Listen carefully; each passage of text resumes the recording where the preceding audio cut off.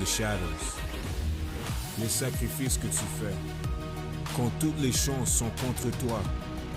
When you can't push one more second. Chase the glory. Visez haut.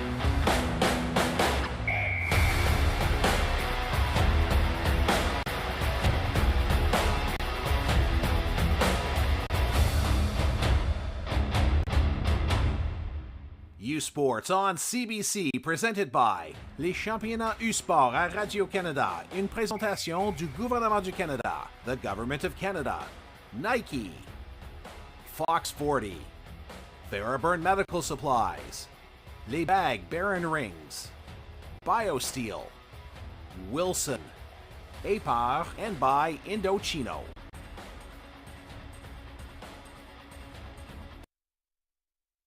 Thunderbird Sports Center in the 2025 Indochina U Sports Basketball Final 8 presented by Victory Creative Group.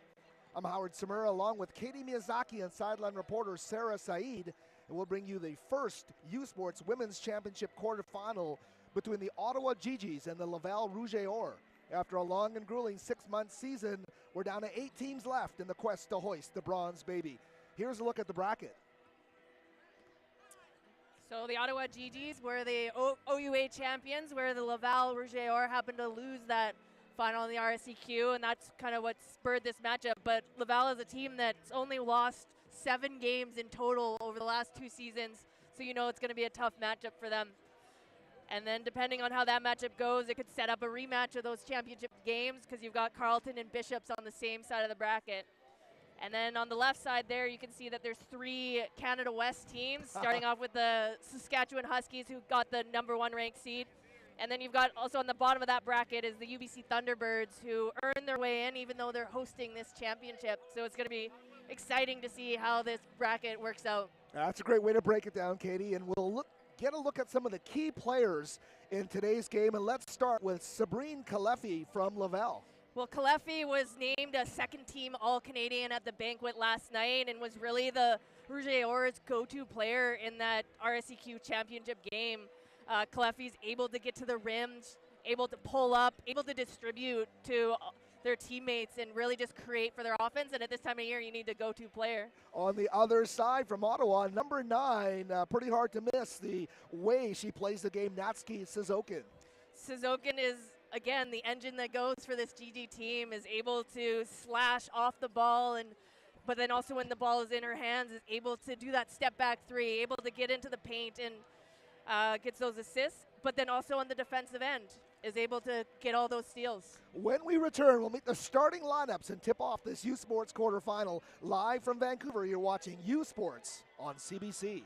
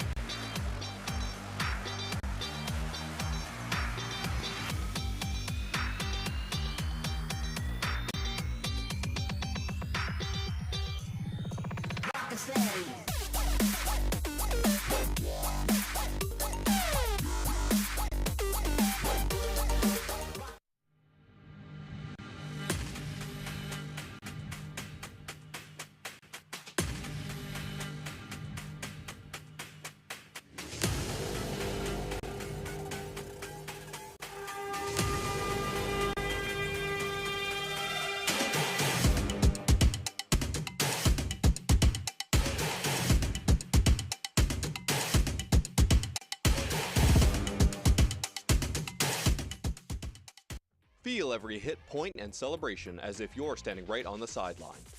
Our passionate team unlocks a world of possibilities with digital broadcasting made simple, bringing heart-pounding action directly to millions of fans. Proudly Canadian, ISI Live, be there. Hey U Sports fans, check out shop.usports.ca for this week's promotional item from the Nike Team Collection. Visitez le shop.usport.ca pour en profiter de la promotion de la semaine de la collection Nike Team. Early mornings, late nights, every rep, every sacrifice leading to this. Fueled by BioSteel, the best get the chance to make their mark. One weekend, one shot at glory.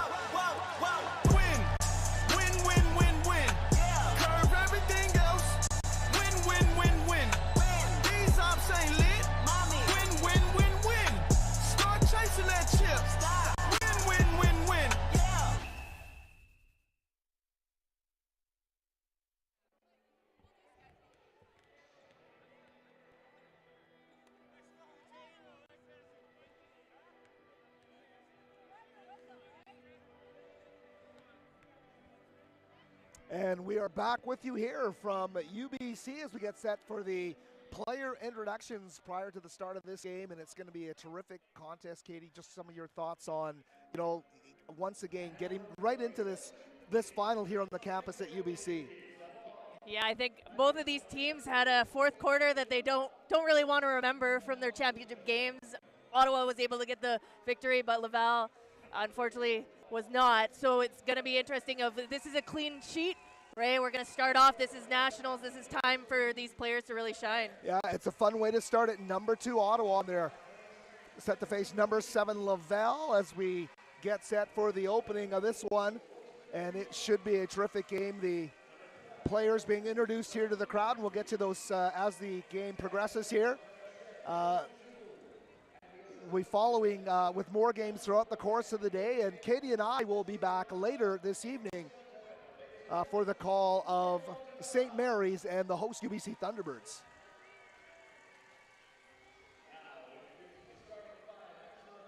Verrett, number 4, along with Kalefi, number 12, Dumont, number 11, Louis, number 5, and Beaudry Blais, number 3, the starters for head coach Guillaume Giroux's Laval Rouge et Or.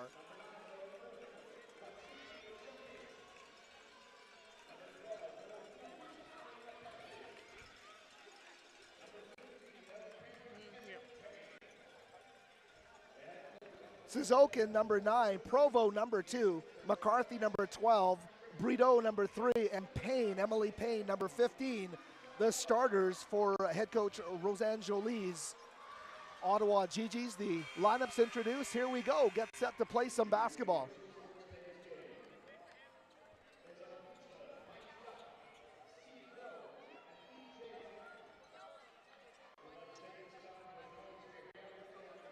You're watching U Sports on CBC.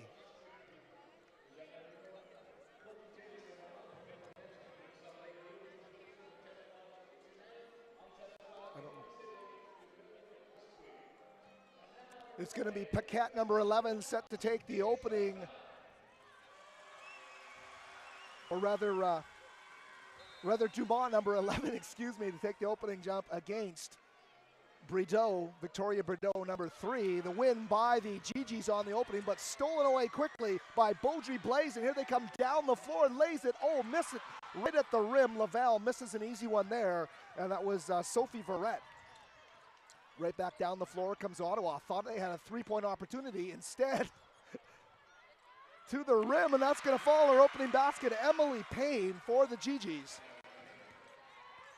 A little bit of hesitation there from Payne at the perimeter. Decides to put it on the deck and right to the rim for the lay-in. Yeah, Ottawa really loves to attack through those high posts and really use their post players of either attack or go high-low. On the baseline now, the Rouge et Or, it'll stay with them as it goes off an Ottawa player on the baseline. And that was Sabrine Kalefi, number 12. Yeah, Ottawa coming out in man-to-man defense here, and you kind of have to against a team like Laval who shoots the three quite well and distributes and shares that ball so well. Shot clock running down here for Laval. They get it up, and that's going to be a little late there. And quickly Ottawa now back down the floor. Brideau right back to Payne. Looks for the entry down low. High-low, they go to McCarthy in the paint. Gets a great look, can't finish it down low. But there's that high-low out of that high post that we're going to see a lot of. Kalefi turns it over. And just like that, Ottawa right back down the floor, saved by the Gee-Gees right on the block. Here it goes to McCarthy. Looking inside, a little off the mark there for Payne, but look at Suzokin hitting the deck there, trying to save it. 6 on the shot clock now for the Gee-Gees. Shaw's hoisted for 3 is not going to go by Suzokin. And right back down the floor, nice tempo being established here early. That's Verrett. She's going to pull up for 3 and leave it shy of the iron. And this is kind of exactly what you expect to see in the first game of a national tournament, of just, you can see the adrenaline running through these players' bodies, and they're just kind of excited to be here, and you're going to see them settle in as the game goes along. Suzokin will bring it up the floor, boy. She's been so fun to watch through the postseason. What an explosive move to the rim, Katie. Yes, and just able to cut through. Of Laval's defense is very tough. They usually have very good help side defense, but Suzokin was able to get all the way to the rim. That is going to be Provo getting called for the foul. Alyssa Provo, the 5th-year guard, or the 3rd-year guard rather, of Lake Echo, Nova Scotia. So Rouge or basketball.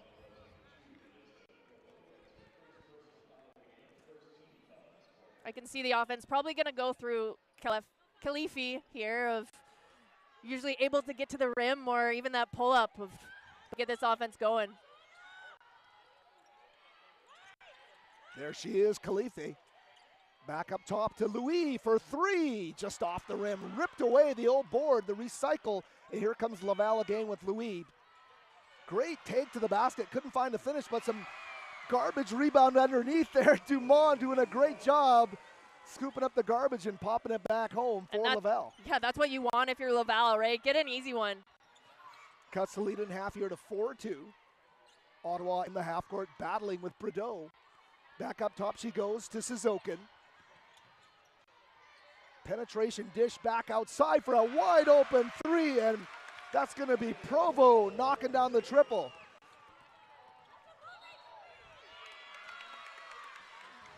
So a 7-2 lead here in the early going for Ottawa. You talked about both teams' nerves, Katie. Maybe Ottawa just a bit more in control of what they're doing on the floor right now. Yeah, and I think they get a really big boost here of number 3, Brideau. Didn't play in the OUA championship there, but she's back here for nationals and has been a strong player for them the whole year. But having her back in the lineup is probably a huge boost for them. Yeah, the transfer from Cégep Saint-Foy. There's Payne again. Underneath the basket. Great job on the offensive boards by Ottawa. There's a 3-ball. Beautiful for Roland Gay. So from the same spot on the floor, back-to-back, Ottawa knocking down the triples. Yeah, and Ottawa right off the bat is able to produce second chances there, of getting on those offensive boards and creating second opportunities. Verrett for Laval, back up to Lajoie, and underneath, Laval able to get their finish. Much needed points for them. Again, teams are just both settling in here, and both these teams are very good defensively, so nothing's going to come easy. Another 3-ball, that one off the mark there from Payne. But another offensive board. So many second chance opportunities here early. Nice hands defensively there by Laval's Holt.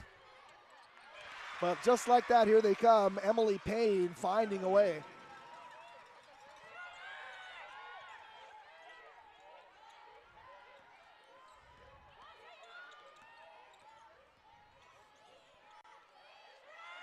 They kick it back out for their own 3 off the back iron. Great job hustling there from Louis. Back to Verrett. And once again, a 3. That one off the mark by Lajoie.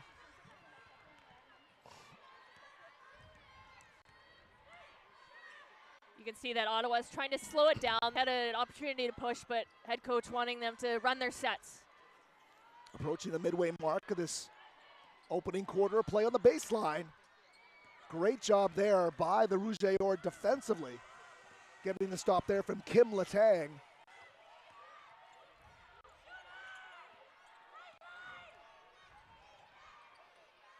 struggled for in their offense, but that one inside the arc, I believe. And a turnaround shot there from Brindley Holt. At 11.1 points per game, they're actually leading scorer heading into the game. And now it's already got 5 in this first quarter, the last 5 for Laval. Closes the gap to 5. Here's Suzokin. Gets to the spot, puts up the shot, shy of the iron. So Laval defensively has been a bit of a beast this year. They have limited their opposition to 52 points a game, very similar. You're watching U Sports on CBC.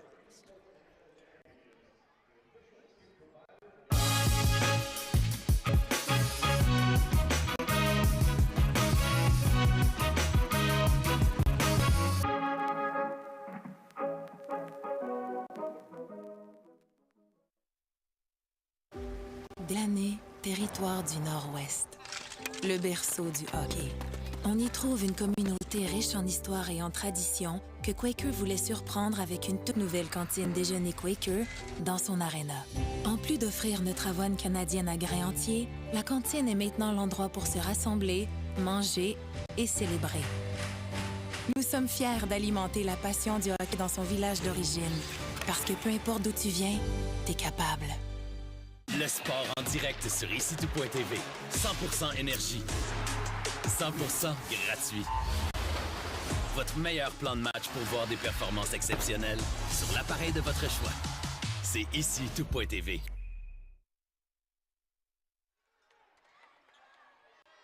And we're back with you here at the Doug Mitchell Winter Sports Center, the site of the 2025 Final 8. Getting the action underway here on the women's side with the opening game of the quarterfinal round. Number 2 Ottawa against number 7 Laval, and Katie, Ottawa has come out showing why they're the OUA champs, why they're the number 2 seeds in this tournament.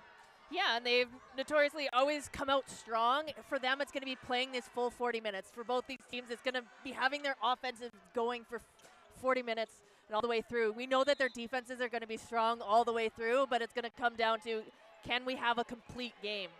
Well, Laval wants to find some kind of a rhythm on offense here. 12-7, they trail, they have the basketball. Beating a double team quickly, but turned around, the trap there works. And right now Ottawa with the basketball, slowing it up in the half court. They've been deadly here early, especially with Suzokin. He's gotten penetration and a 3, this time a head fake into the paint, off the window, just off the mark. Another offensive board for the Gee-Gees. Resets it all inside for Toulouse. And Laval's doing what they have to do. Physical defense, taking that ball away, a jump ball called. And it will be Laval ball on the alternating possession. And it'll be interesting as we go along to see if both teams do a better job of cleaning up that defensive glass. There's been quite a few offensive rebounds given up on both sides. That's got to be a focus for Guillaume Giroux, the head coach at Laval. Here's the Rouge et Or again.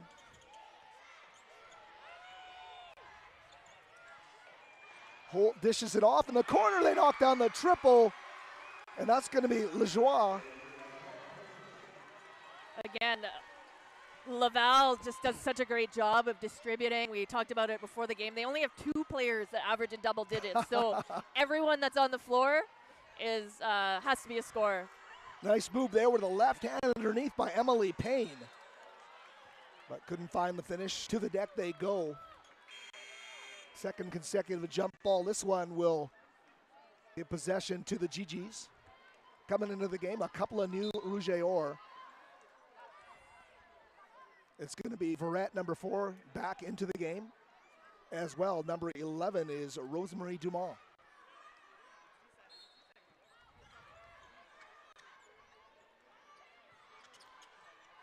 Suzokin up top to Payne.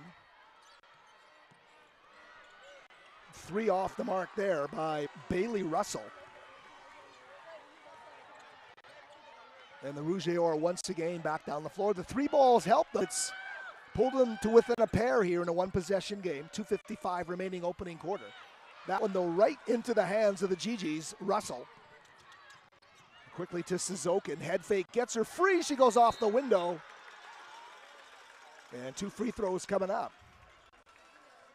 Yeah, not only is Suzokin able to score on all three levels, but able to draw a lot of contact and get to the free throw line. Yeah, she plays through that contact so well. You look at her, she's not the most physically imposing player, Katie, but she plays through contact so well. Yeah, and is a 77% free throw shooter, right? So kind of shooting a good average from all over the floor. She's going to miss the first one there. What a list of accolades for her, both in the conference and nationally, and has started all 22 games heading into today.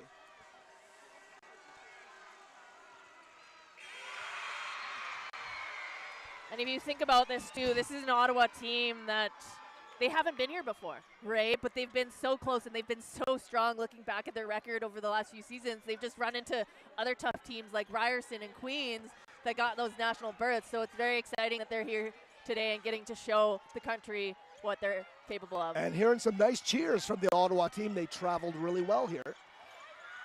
Kick back out, a deep three. Bingo! Knocks it down.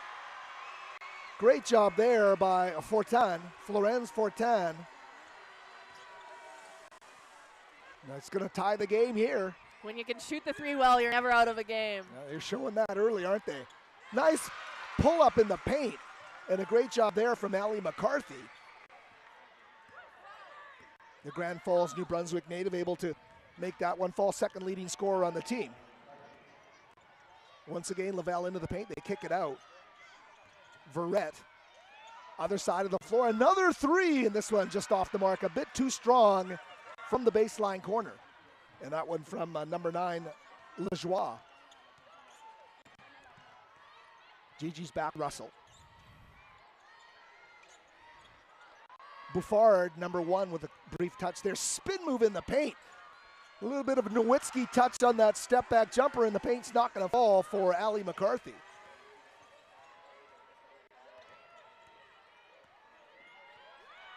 Laval weathers an early storm, and they are starting to see a lot more there. DNA on the floor, a great job going to the basket from the point guard, finding Paquette inside for the layup. Or rather, excuse me, Dumont. Yeah, and that was a great penetration by Verrett, of just able to draw an extra one just enough to get her post open.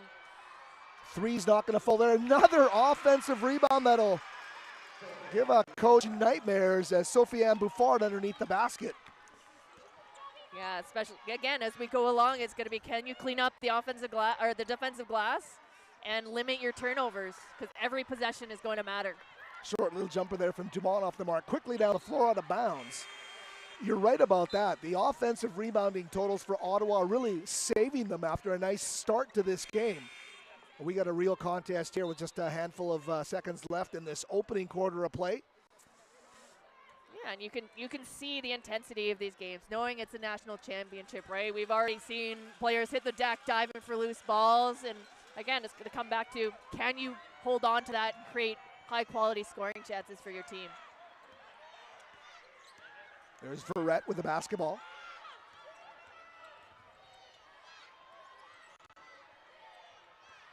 Letang now too. Bit of a collision there. Ottawa's Bailey Russell getting called for the foul there. 20.9 seconds remaining and about a 7-second difference on the shot clocks here in the opening quarter of play. Front court inbound now for Laval. Beaudry Blais to Verrett. Works off the high screen. Verrett scooting around, finding a lane to the basket, but great defensive play there by Victoria Brideau. Number 3 came in there and jarred the ball loose. You know, Steven C on that penetration was looking to draw that extra defender to find an open teammate for that 3, but Ottawa did a good job of taking that away. Shot clock off here with 8.9 seconds left in the quarter.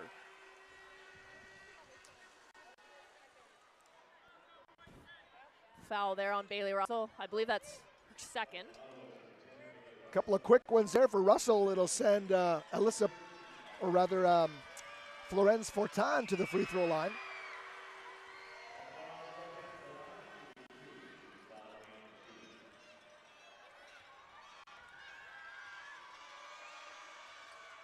And she's going to roll that one home. And the game is tied, Katie, with 9 seconds left in the quarter. And you can see both teams kind of settling in, right? Really getting into their offense, running through their sets. A miss there. That one, the last shot of the quarter, good if it goes just off the mark by the Rouge et Or. And what a quarter it was. Both teams introduced themselves to each other. And a good time had by all here as they settle in for the second quarter here in our opening quarterfinal game of the day.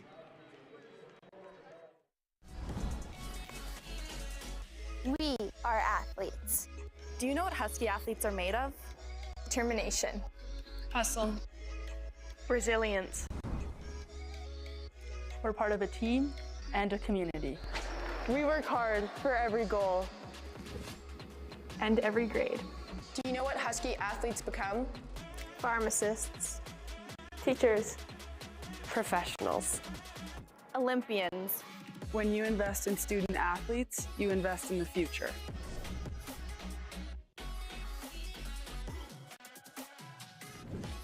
When you elevate her, you elevate the game. Watch women win.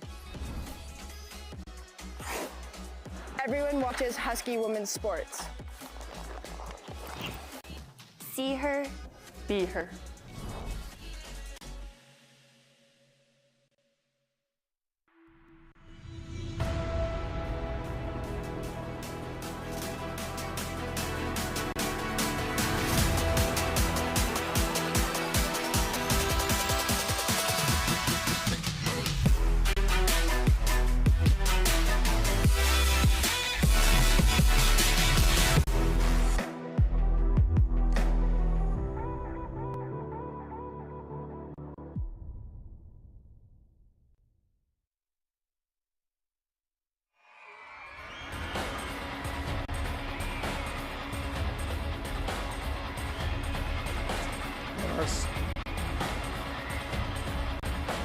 Some stats, first quarter brought to you by Wilson, makers of the official U Sports basketball. Some of the numbers to look at there, the three-point shot really key early, especially for Laval. Yeah, and for Laval, I think it just instilled a little bit more confidence in them. They were able to get some penetration and kicks out to their teammates. And out of those 17 points from Laval, 13 came from their bench players. Wow. So we're seeing some nice deep rotation here. Everybody contributing to the cause as we get to set the start fresh here in the second quarter, locked at 17. Laval in their road reds, Ottawa in the home whites, with Garnet Trim as the second quarter now underway.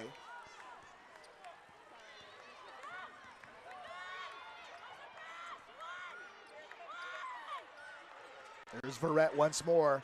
Pulls up for the Medium Rangers, swishes in and out into the hands of Alyssa Provo. Provo knocked down some big shots in that opening quarter of play. A ball again on the baseline. Verrett cuts her off. Provo finding the middle of the floor, looking inside for Payne. And Payne will recover. Turnaround move there. Underneath, the scoop shot's not going to go, and some great defense underneath plays by DeMong. This time the shot clock expires. You cannot doubt the motor of number 15, Emily Payne, however, from Ottawa. Tremendous hustle on that last possession. To the baseline, corner for the triple, they knock it down. Laval came to shoot the basketball. Brynlee Holt knocks it down from the baseline corner. Yeah, Brynlee Holt has come to play today to knock down shots. And Khalifi, I don't know if you know, it's not that easy to make such an on-point pass with such precision from across the court.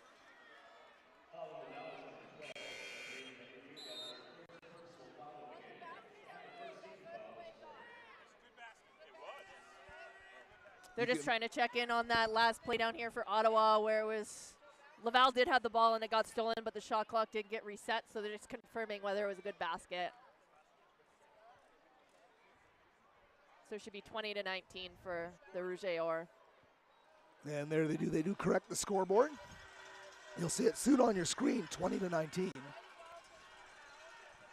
And that was just an excellent play last time by Emily Payne on this end of the floor, of getting after it, of kind of absorb some contact. Sometimes during the regular season that would have been a foul, it wasn't, but continued to work and was able to get up the steal and able to get the basket. Everybody seems to have everything worked out here at the minor officials table.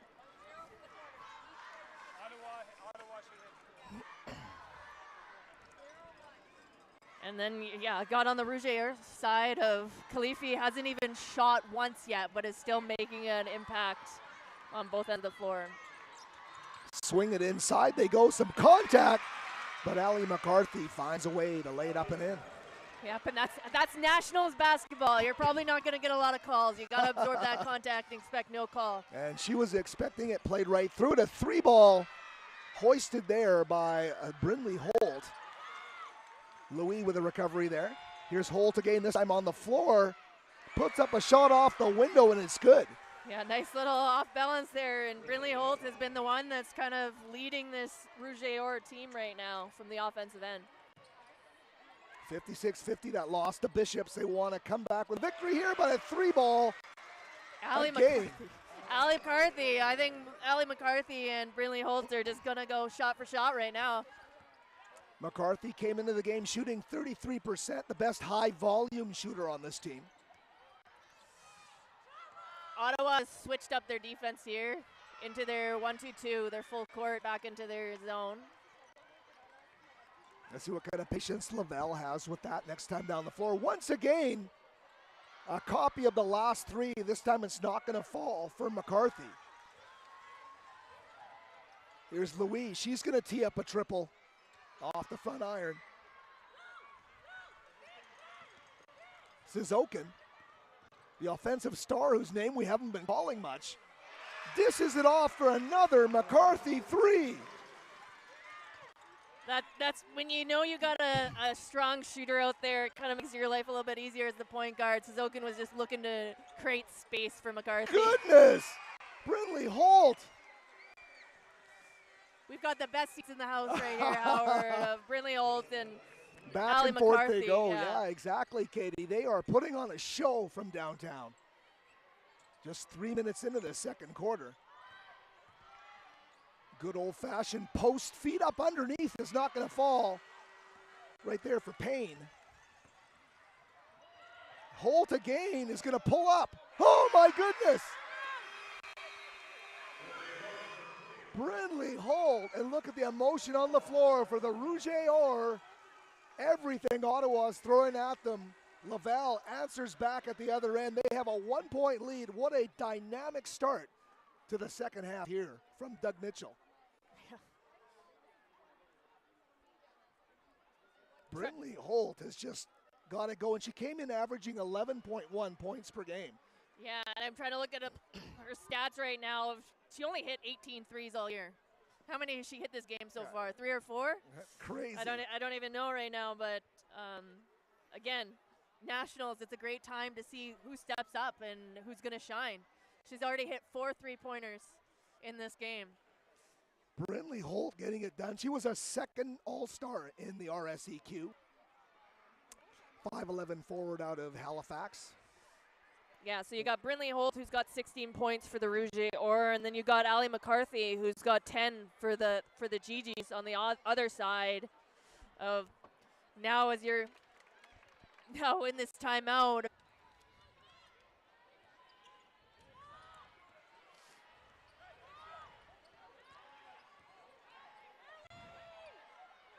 There's Holt again. Turnover.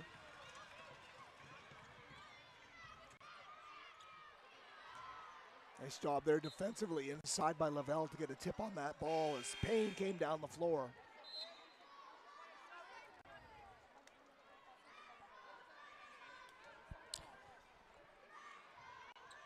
Yeah, we'll see if Ottawa can run a good baseline out of bounds here to create a high scoring opportunity.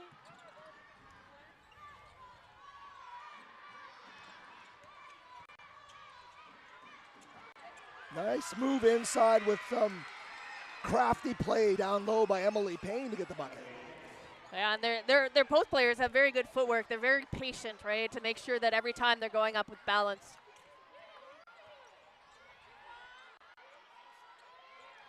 There's Brindley Holt. This time the triple follows the miss. Kicks it back up top. And a travel called.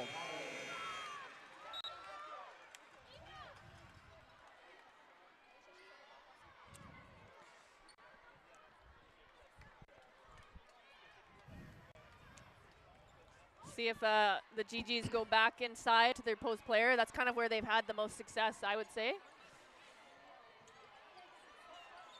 Here's Provo. Cutting inside was Buffard.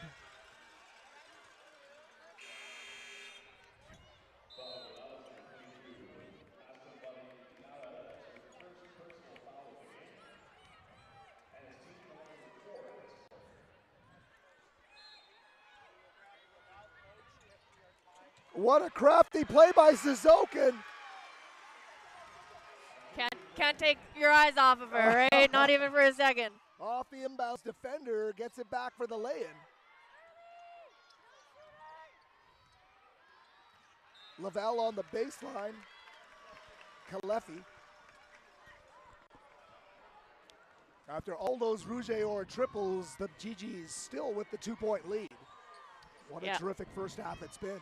Yeah, and even there's been offensive players making great plays, but both teams, again, are playing strong team defense. Fady from the basket. Emily Payne. We're getting to watch some great players making great shots. And we talked about what these teams give up on the year. Laval averaging 52 points surrendered on the season, and Ottawa 53 points on the season, so well ahead of that tempo in this game with all the threes flying around today. Yeah, I don't think that's something you can really prepare for, right? Again, Laval's been here before, right? They've got experience. They're a big team. They're all about team and distributing that ball. So it's, again, about who's going to step up. We've seen Brindley Holt step up today for the Rouge Air so far, but is there going to be someone else that's going to be knocking down shots a little bit later? And then for the Gee-Gees, it has been a team effort, but we've seen Allie McCarthy knocking down quite a few shots for them. But then you've got someone like Toulouse who's gotten them some extra possessions by getting on that offensive glass. Well, I'll try and get this out properly with my voice, and I apologize to our crowd. Suzokin, just by her presence, Katie, is helping this team, though, right? She's not scoring as she normally does, but she's a constant threat out there. Yeah, when you have to send help early, because Suzokin has proven that they can get all the way to the rim, right? And in order to stop someone from getting all the way to the rim, you got to get your full chest body in front of that player, and that means you've left someone open for that half a second. And you've got, both of these teams have got great shooters on the outside that you give them half a step, they're going to knock it down. Nearing the half here with just under 3 minutes remaining. Ottawa now with Suzokin coming back up the floor.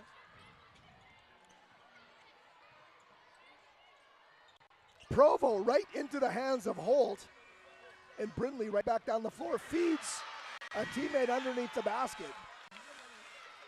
And that's what you like to see. Provo had the turnover there, but hustled back on defense to get that block.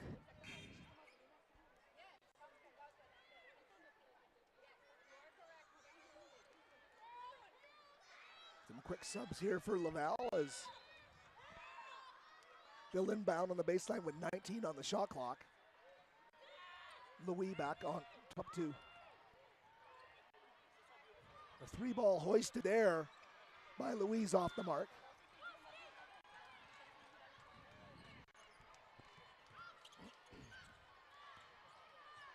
Suzokin doing her usual stuff. That one's not going to cooperate, but what a move to clear herself for that shot. Verrett now decides to pass off to Louis.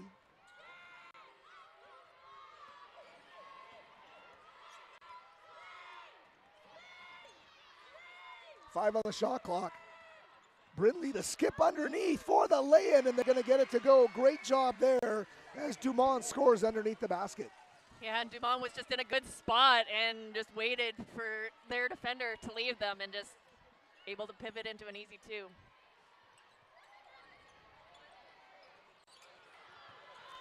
Offensive rebound, second chance opportunity here for Payne. One-on-one in the block, and she will battle underneath. Great job defensively there from Dumont. Yeah, and there's been a lot of threes taken here, and with long threes means lots of long rebounds, right? So it means that if you're a guard, you got to rebound down. You can't just stay out on the outside. You got to go help your posts out.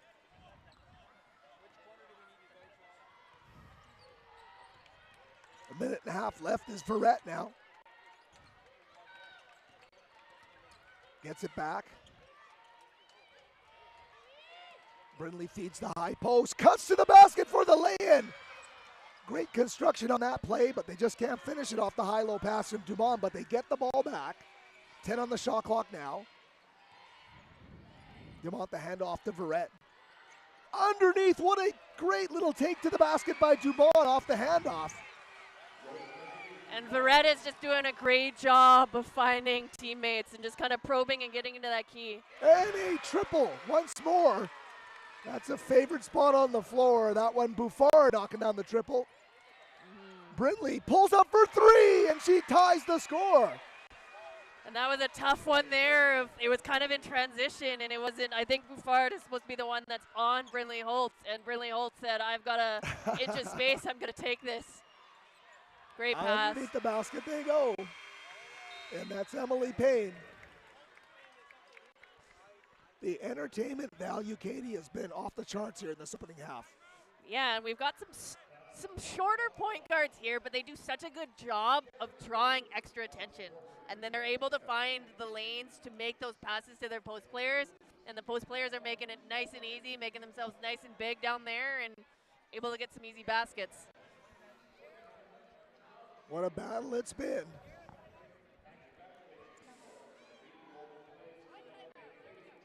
This is a great way to start off the national championships. I don't think we could have asked for a better back and forth games. Again, I've talked about both of these teams are so strong defensively, but we're just seeing amazing plays from these players today. It is amazing when you look at the points differential. Both these teams averaged basically the same point differential on the season. 19.4 for Ottawa, 20 points for the Rouge et Or. So, well, yeah, and that's what's so exciting, too, of when you've got teams from different conferences. You never know exactly how it's going to work out, because sometimes teams from different conferences play a little bit different, right? Or they're really good offensively, maybe not so great defensively, but you've actually kind of got two teams here that are very strong defensively and also share the ball so well, right? It's not about who scores, it's just creating that opportunity for the team.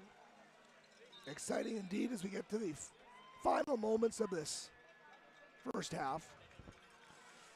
So we've got a little bit of a 1-2-2 press here. Very quickly they get it up to Holt.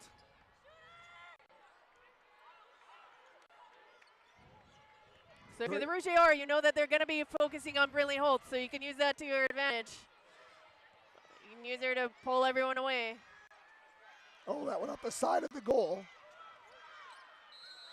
Down to 5 seconds remaining. Should be the Rouge et Or ball. 5 seconds left here. So down by 2 in a game that's been tied often. You'll probably see them match up here, or nope, they're staying. Nope, they're matched up here. Good defense off the inbounds. They know the time's down running to 3 out seconds here. For Verrett. And that's going to do it for the first half. Ottawa with a 40-38 lead over the Rouge et Or of Laval. Just such an exciting contest for us to watch so far. Again, we've said Brindley Holt's name a lot for the Rouge et Or, but then you got on the other side, you've got two players in double digits with Emily Payne with 14 and Allie McCarthy with 10. What a great half of play.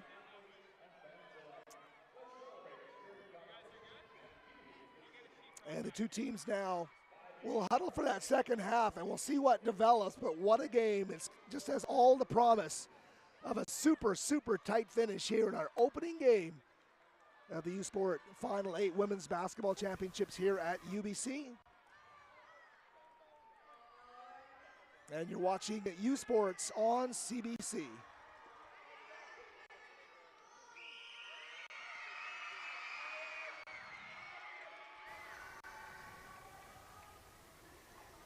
Welcome back to Vancouver. Bienvenue de retour à Vancouver. The halftime score is Ottawa 40, Laval 38. I'm here with head coach of the Ottawa Gee-Gees, Rosanne Joly. Coach, OUA's was an upset for the Ottawa Gee-Gees, and now you're here on the national stage. How do you keep the momentum up for the team? Yeah, well, I'm not sure I would call it an upset, but it was definitely a good game against Carleton to win OUA championship, and we're very excited to be here. We knew it was going to be a tough matchup to begin with, but it's nationals. All teams are good. Coach, c'est quoi le message que vous avez pour votre équipe? C'est d'en profiter le plus possible. C'est une opportunité en or d'être ici. C'est pas donné à toutes les équipes. C'est d'en profiter le maximum puis de vraiment donner tout leur effort. Merci. Back to you. Or back to break.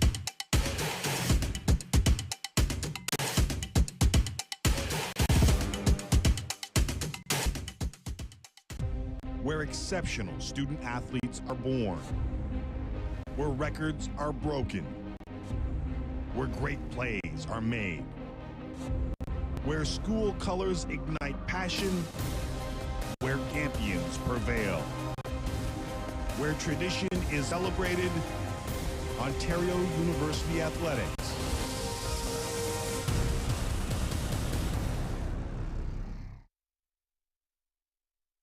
This is a call to empower, to unite, and to celebrate the bold in all their glory. It's time to own the ice. Are you ready?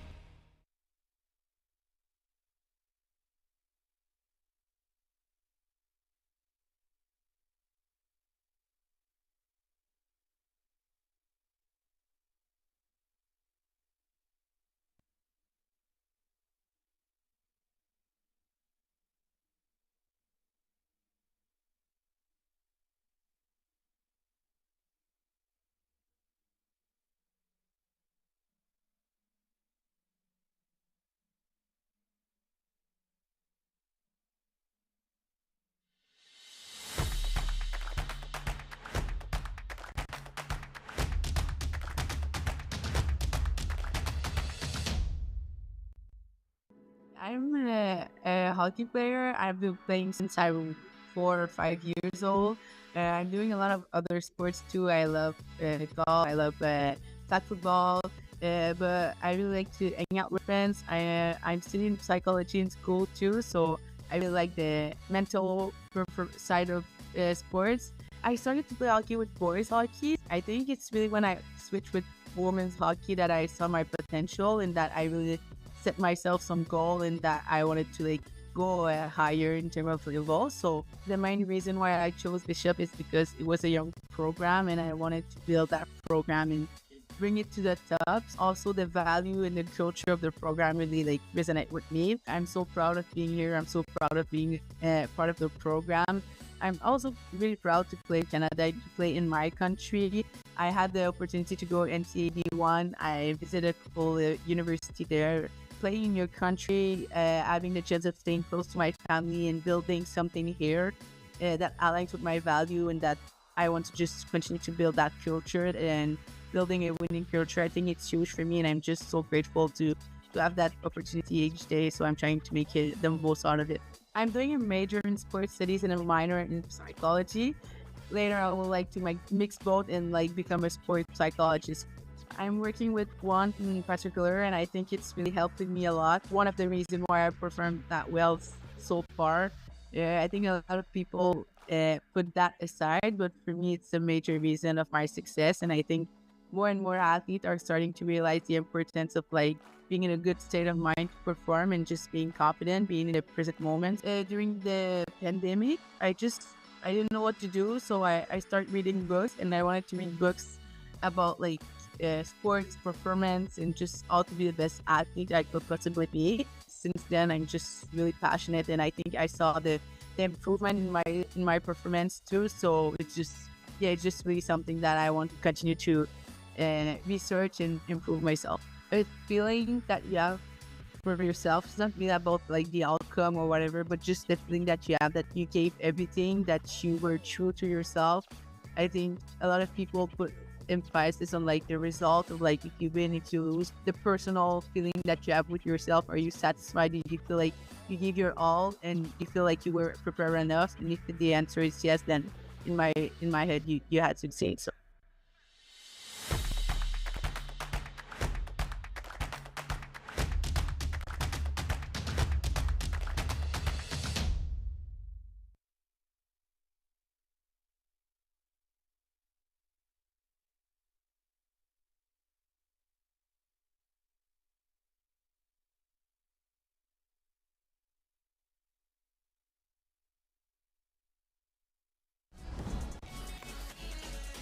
We are athletes.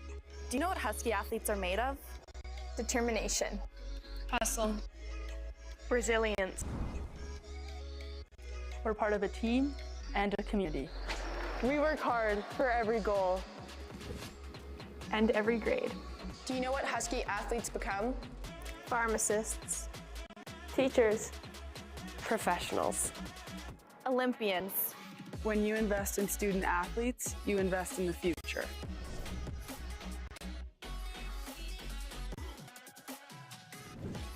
When you elevate her, you elevate the game.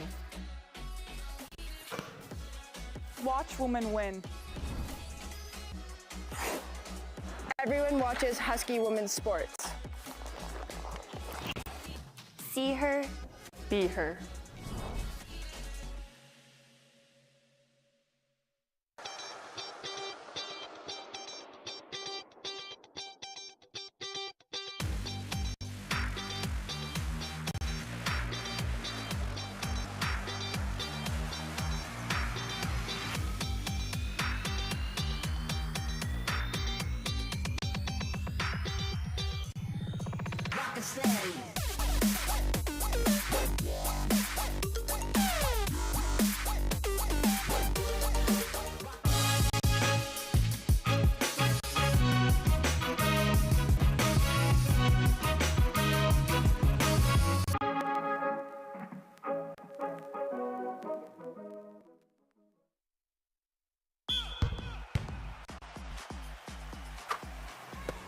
This is more than just a game.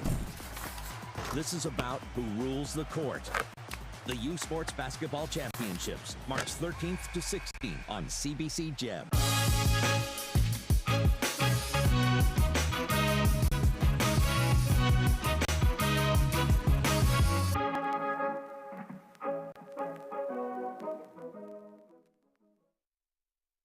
Hey U Sports fans, check out shop.usports.ca for this week's promotional item from the Nike Team Collection. Visitez le shop.usport.ca pour en profiter de la promotion de la semaine de la collection Nike Team.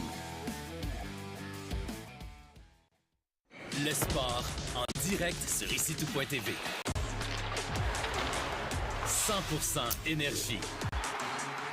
100% gratuit. Votre meilleur plan de match pour voir des performances exceptionnelles. Des athlètes de grand talent. Des sports de haut niveau. Tout ça sur l'appareil de votre choix. C'est simple et gratuit sur icitout.tv.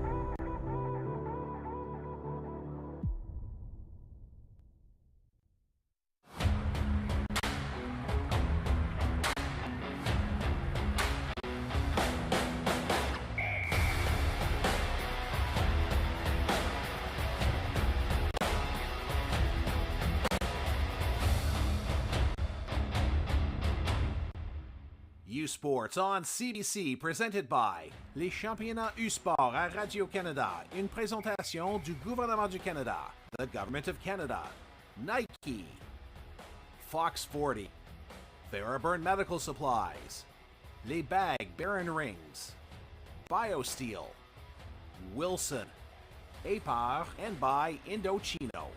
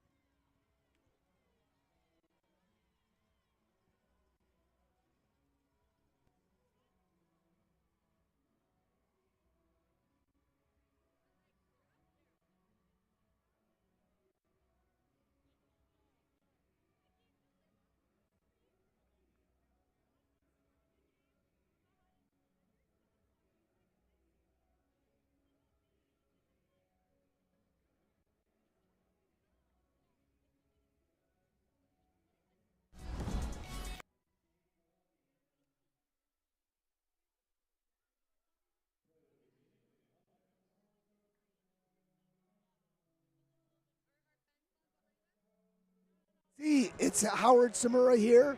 I have been struggling with my voice, as you've no doubt heard. And after 40 years in this business and getting the chance to have this incredible event happen at UBC, I'm crushed to not be able to finish this game. Alan April will take over, and both he and Katie Miyazaki will give you the call of this game. And again, apologies. You'll have a great second half, and I hope you enjoy the contest today. Thank you, Howard, a legend for sure. And now we'll bring you the Wilson halftime statistics. So, Katie, a very entertaining, high-scoring first half here. What pops off that stat sheet to you? Well, Laval was just making it rain from the outside.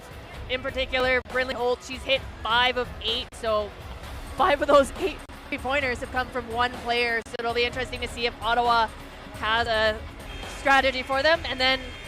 But Ottawa's winning right now, right? Absolutely.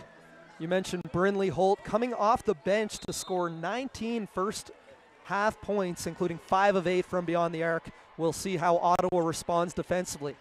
This is Natsuki Suzuki handing it off now for Ali McCarthy. McCarthy kicks it back to Suzuki on the left wing, puts up a three, short. Rebound tracked down by Laval, and the Rouge et Or will head the other way. It'll be interesting to see if Suzuki can get going in this second half. Only 1 of 9 in that first half and has been the leading scorer for the Gee-Gees throughout the year at 17.1 points per game. Suzuki was named a first-team All-Canadian last night. Here is Frédérique Baudry-Blais, and she floats that. It's a three-pointer actually on the kickout by Leah Sophie Verrette. That gives the Rouge et Or a 1-point lead. Now McCarthy off the dribble handoff. Calling for some action. McCarthy drives left. Kicks it out to the wing. Emily Payne. She'll drive middle, spin baseline. Fadeaway, knocks it down. Tough move there by Payne. Yeah, and the post players from the Gee-Gees do such a good job with their footwork and ability to make sure that every time they go up, it's on balance. Looks like the Gee-Gees back in that zone, and we talked a little bit right before I jumped on here about that zone defense. What are you seeing from the Gee-Gees defensively, and how has Laval's shooting affected that? Yeah, so when a team is shooting really well, you try and switch up what you're doing defensively so it's harder for them to get into a rhythm. But the thing is, Laval is shooting so well from so many different players that it's kind of hard to stop. As Verrette kicks it out, 3-point by Khalifi is off, but the offensive rebound by Dumont, and she puts it up and in for 2. So the offensive rebounding of the Rouge et Or gives them a 1-point lead here, 8:22 remaining in the third quarter. This is Alyssa Provo. Now Brideau. Gets it over to Suzuki, and it's broken up. Lefty layup is no good for Baudry-Blais. Suzuki, long outlet cross court for McCarthy. She'll attack the closeout, 18-foot pull-up, no good.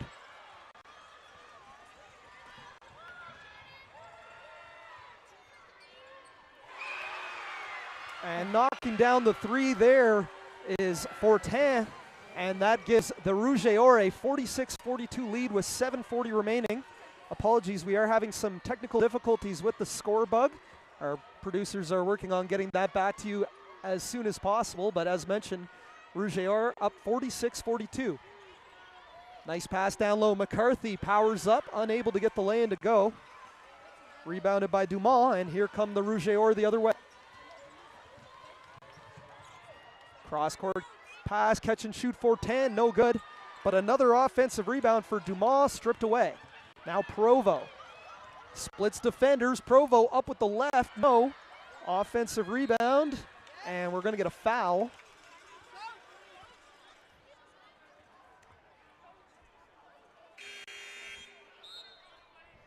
And Ottawa will bring in a substitution here. Number 14, Enora Tolut. And we're right beside the Ottawa bench because you can see that they're unhappy with the amount of threes that Laval is getting to put up there. And Tolut right off the bench makes an impact, cuts it down to a 2-point game, 46-44 with 6:50 remaining in the third quarter. And Tolut did a good job in the first quarter of getting all those offensive rebounds and now is contributing in that points column. Ottawa back in this zone. Verrette trying to break it down and turns it over. So the Gee-Gees zone defense gave up some offensive rebounds, but they appear to have made an adjustment. Yeah, and it's such a valuable tool defensively when you can put a 6-foot guard at top of your zone. It just kind of disrupts everything. And here is Brinley Holt back into the game for Laval. What a first half Holt had. Came in and made a huge impact as a shooter off the Rouge et Or bench. I'm sure they talked about it a lot at halftime. Tolut sizes up, drives left, spins back. Looking to attack baseline and stepped out of bounds. And it's going to be Rouge et Or ball heading the other way. Again, as we go along here, it's going to be super important to take care of the ball. Ottawa's done a great job of taking care of that ball so far with only 4 turnovers, but every possession in this second half is going to be critical. Good ball movement, open three-pointer, no good from Fortin, but another long shot leads to an offensive rebound for the Rouge et Or.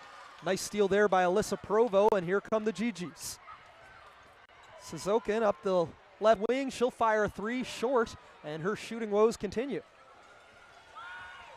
But still, if you're the Rouge et Or, you don't really want to be giving up those shots because you know eventually they're going to start to fall. Three-pointer on the way there from Verret is off, and it will remain with the Rouge et Or. They lead 46-44, 5:44 remaining in the third quarter. Yeah, and both teams shooting a lot of threes. We've already seen 41 three-point shot attempts go up so far.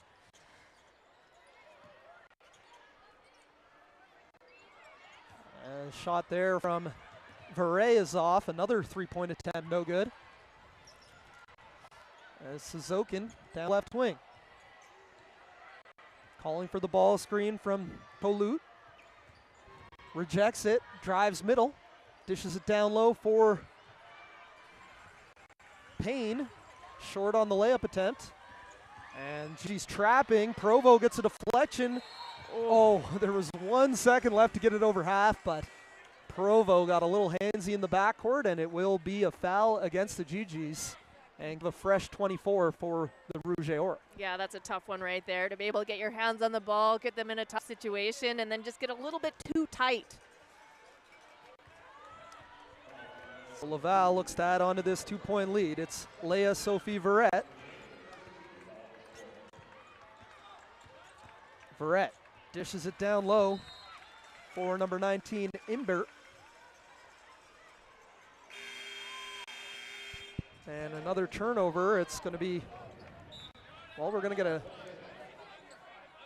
Nope, not a timeout yet. Almost the media timeout, but so it's exactly 5 minutes left on the clock, and the official lets us know it's got to be under 5 minutes on the clock for the media timeout, so we will play through. Yeah, we'll see if Ottawa can get some momentum going into this before the next media timeout. Get their offense going. Suzokin hands it off to Provo. The Lake Echo, Nova Scotia native, drives and is fouled by a fellow Nova Scotian in Brindley Holt. I told you, Katie, I gotta represent my home province. Yeah, you got to shout them out, especially when they're defending each other, and that takes us to the media timeout here, with Laval up 46-44 over Ottawa. Okay, so we're going to step aside momentarily here. We'll be right back. Third quarter action of the 2025 Indochino U Sports Final 8. Delaney, Northwest Territories, the birthplace of hockey. Here, you'll find a community full of history and tradition. A community that Quaker surprised by transforming their arena kitchen into a Quaker breakfast bar. Stocked with our Canadian whole grain oats, it's now a place to gather, to eat, and to celebrate. We're proud to feed the passion for hockey in the place where it all started. Because we believe no matter where you're from, you've got this. Early mornings, late nights, every rep, every sacrifice leading to this. Fueled by BioSteel, the best get the chance to make their mark. One weekend, one shot at glory.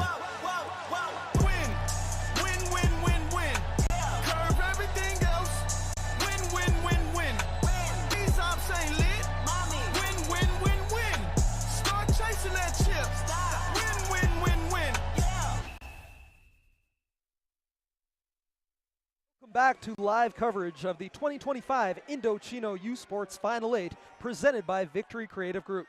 Coverage continues Saturday with the women's semifinal beginning at 9 p.m. Eastern time on CBC, and catch the women's gold medal game at 7 p.m. Eastern on CBC Gem and Sportsnet. So Laval leads 46-44, 4:47 remaining in the third quarter. They get it in for Tolut, and unable to finish through a crowd, and we're going to get a foul in the backcourt. And Brindley Holt comes up limping. Looked to be just a cramp or something as she tries to walk it off, and Bailey Russell checks in for Ottawa. We've got the 1-2-2 zone pressure here. Again, 6 foot tall there of Bailey Russell at the top, or Allie McCarthy. Allie McCarthy at at the top zone, there. Another New Brunswicker, along with Russell. Holt now over for Verret. Back for Holt. She'll drive on Russell. Kick out. Three-pointer on the way. Knocks it down. That is Lajoie hitting for three. And Laval's lead is up to 5. And that's the tough part about playing a 1-2-2. You don't defend the corners very well because that'll be your post players that have to go and guard that area. Here is Payne, top of the key, resets, hands it off for Suzokin. She'll drive middle, takes a bump, puts it up and in. Oh my! They just waved it off though. Oh, tough call there. Waved off a tremendous finish by Suzokin.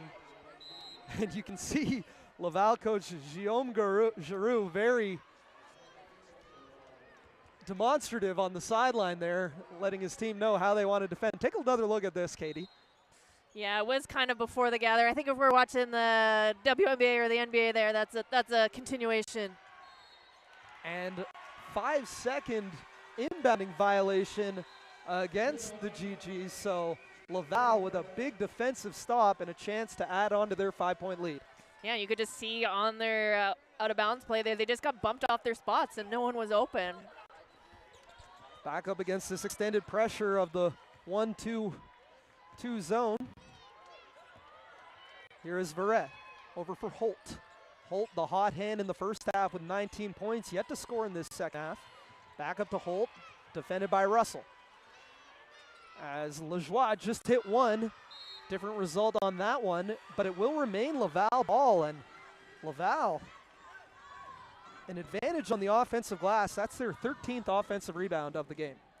Yeah, and they're just getting after it, and we'll see how that plays in as we go along. Every possession matters. Here is Fortin on the drive and puts it up and in with the right hand. Tough finish there by Florence Fortin. That's 10 points for Fortin.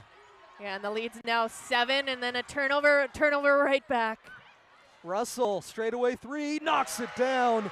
No dribble needed for Bailey Russell. I love that. I Laval. love that. Yeah, it was kind of gifted one there. Looked around, was like, oh, there's nothing. No one's going to defend me. Okay, I guess I'll take it. And that cuts it to a 4-point Rouge et Or lead, 51-47 with 3:10 remaining in the third quarter. We get a tie-up. Possession arrow favors Laval. As checking in for the Rouge et Or, Sabrine Khalifi, as well as Baudry Bla. Yeah, and Khalifi is the captain of this team, but has only taken one shot so far, but is usually able to create so much for teammates.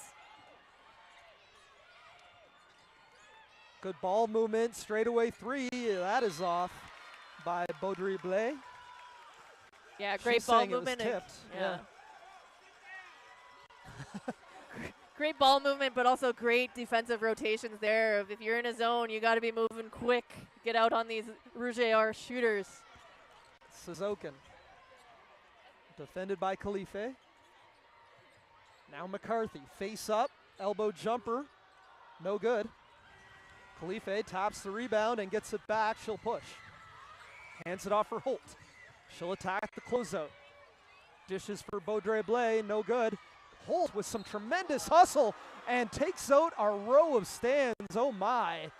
Holt and Suzokin went tumbling over those courtside seats, but you gotta love it. It's March, Katie. Look at this hustle and determination by these athletes.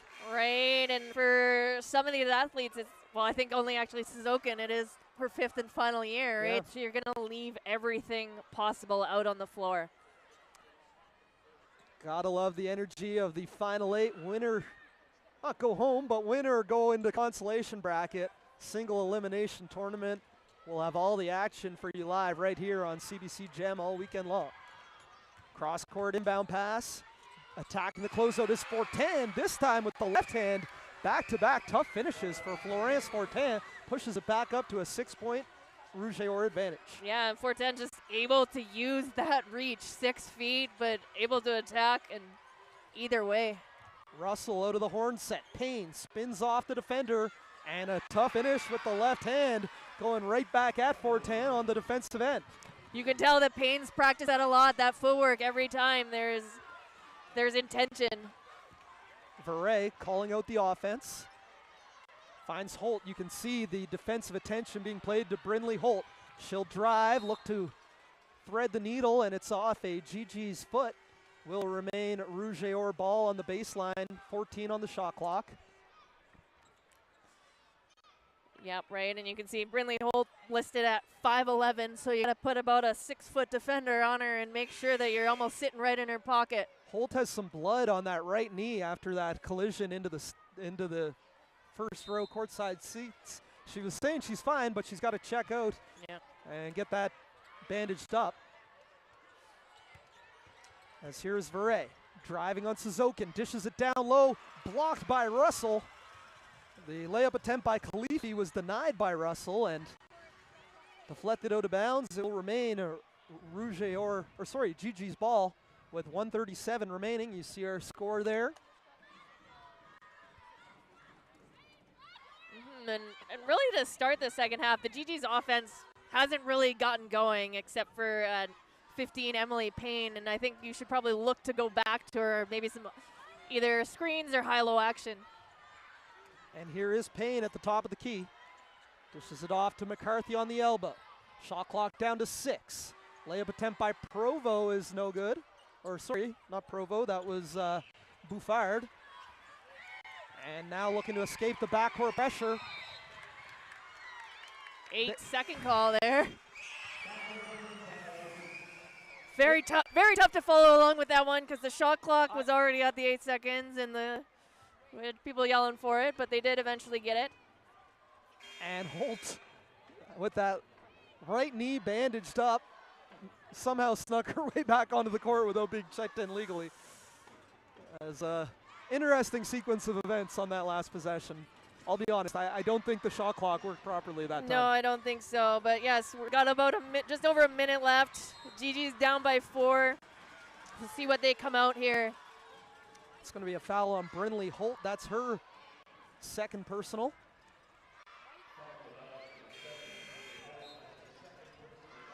As checking back in for the Rouge et Or, Jennifer Louis, fourth-year forward out of Montreal, formerly of the Bishop's Gators. We've got 4 team fouls against the Rouge et Or, so the next one will put the Gee-Gees in the bonus as Suzokin's 3 is off. Oh, stepped out of bounds. It's going to be Rouge et Or ball heading the other way with 1:01 remaining in this third quarter. They lead by 4, 53-49. Again, a little bit of pressure here. We'll see if they can create a little bit of, take some time off the clock without leaving Holt. The wing for Lajoie, back for Holt. And here is Verret. You can see this extended zone defense. Sometimes it looks like they have 4 players out on the perimeter. Verret for 3, no. And it will remain Rouge et Or ball, so, Gee-Gees seem content to let anyone other than number 7 shoot the 3. But offensive rebounding continues to be an issue. Yeah, and I think if you got to roll the dice and let someone else, again, no, don't let Brynley Holt, not the way he's shooting today. But you also got to box out and get after those boards. As good post entry here for Dumas. And she finishes with the right hand. Nice post move there by Rosemary Dumas, fourth-year forward out of Quebec City. But a hard drive there by Suzokin, and she is fouled. Will head to the line to shoot 2. Yeah, and Suzokin really hasn't been able to get going yet today. Just 2 of 13 from the field, and you'd like to see her be able to get downhill a little bit more, just like that. Natsuki Siokin leads the team in the regular season with over 17 points per game. Named a first-team All-Star and first-team All-Canadian.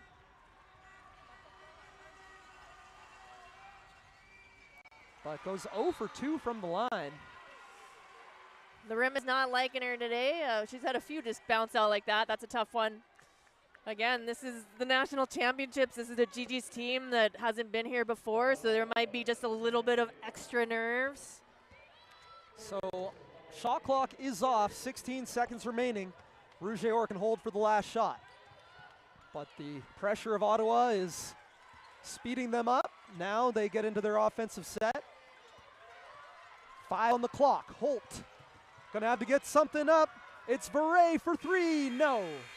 And that will do it for the third quarter. The Rouge et Or outscored the Gee-Gees 17-9 in that third quarter, as that'll set up a fun finish right here. You're watching live coverage on CBC Sports.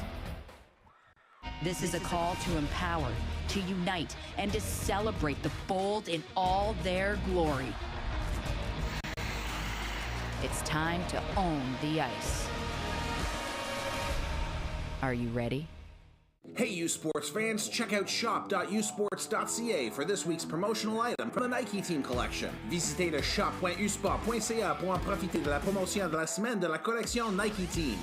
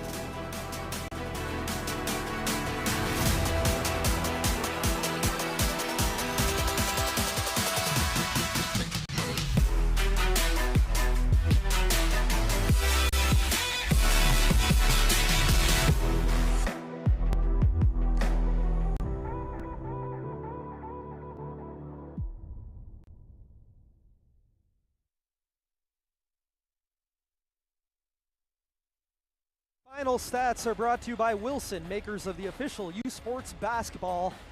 And we've got an interesting fourth quarter shaping up here. Katie, you see the third quarter stats there. What do you think heading into the fourth quarter do the Gee-Gees need to do to erase this 6-point lead? They got to really just trust in their defense and try and get going on offense. I think they've had a lot of success in the paint, in the key, whereas Laval is just shooting extremely well, right? They've cooled off a little bit from the beginning of the game, but they're still showing success, and you know that you got to pay attention to them, right? And both these teams struggled in their fourth quarters in their championship games. Gee-Gees were able to win. Laval was not able to win and lost that lead, so it's very exciting that we just get to watch this fourth quarter to see what both of these teams will bring today. Absolutely, a trip to the U Sports semifinal on the line. We'll see what happens in these final 10 minutes as the Rouge et Or lead 55-49. And here we go. Suzokin running point for the Gee-Gees as she has done all season. Will hand it off now. Three-pointer straight away by Russell. Tip, but there is Suzokin unable to hit the reverse putback. And it's going to be Rouge et Or ball the other way. Good high-quality shots to get there off the bat there, and almost a second chance opportunity, just unable to fall there. It's the Rouge et Or. You can see the orchestrated press break, but it looks like Gee-Gees dropping back into... They're 1-2-2. Yeah, okay. Really taking away the elbows and the blocks there. They get a post touch here for Dumas, kicks it out, and knocking down the triple is Verret. No, sorry, that's Boudreau-Blais hitting the three to extend the Rouge et Or lead to 9. Yeah, and that's the tough part of they were able to get it down low and then a just quick kick out for these three-point shooters that have been feeling it tonight. Suzokin with the answer. That's what all Canadians do. Responds with a clutch three and cuts it back down to a 6-point deficit for the Gee-Gees. Yeah, and if you're a Gee-Gees fans, you're excited to see that because Suzokin has had a tough game today, getting still high-quality shots, but to see it go through could lead to a lot here going forward. Kick out now, extra pass. Stepped out of bounds, did Fortin. Yeah, that was great defense by the Gee-Gees of rotating through their defensive rotations, and you can see that they're coming out really hard on those shooters because Laval's shooting extremely well. That is the 16th turnover of the afternoon for Laval. Just 7 for the Gee-Gees, so that is a big-time discrepancy in that stat. But Allie McCarthy hits a three, And we've got ourselves a one-possession ball game, 58-55. Yep, and I think I've been saying it all game long, but the game is never out of reach the way that these teams are shooting threes today. Absolutely. First 3 makes of this fourth quarter, no surprise, have come from beyond the arc. Here's another one. Oh, halfway down. Rims out for Verret. But once again, it will be a Rouge or offensive rebound. And Brynlee Holt will check back in for Laval. Holt had 19 first half points, did not score in that third quarter, but we saw what she can do. 5 of 8 from beyond the arc. Yeah, what's tough is when you have a great first half, you know you're probably the talk of the conversation at halftime, so it's going to be really hard, and it's how you can create new ways to score. Floats it up, batted around, and it's going to be Gee-Gees' ball heading the other way, as Alyssa Provo and Victoria Brideau will check in for Ottawa. 7:54 remaining in the fourth quarter. Yeah, as we get down to crunch time, it'll be fun to watch, see who steps up, who wants that ball in their hands. Here's Payne. Dumps it off, big time block by Holt. We saw her knock down a bunch of threes, but here a huge defensive play from Brynlee Holt. Swatting that one out of bounds from behind. Will remain Gee-Gees' ball with 11 on the shot clock. They get it in for McCarthy. Back for Suzokin in the corner. Clock down to 6. Suzokin finds McCarthy on the pick and pop, and another blocked shot. That is Fortin closing out and rejecting the three-point by McCarthy, and we have under 3 seconds remaining on the shot clock. Right, and that's just understanding time left on the shot clock. You know it's most likely going up, so you can kind of sell out. So under 3 seconds remaining. They get it to Payne. Straightaway 3, no good, and I don't think that's her shot. She did attempt a 3 in the first half. I've got the stats here. 6 of 23 from beyond the arc on the season.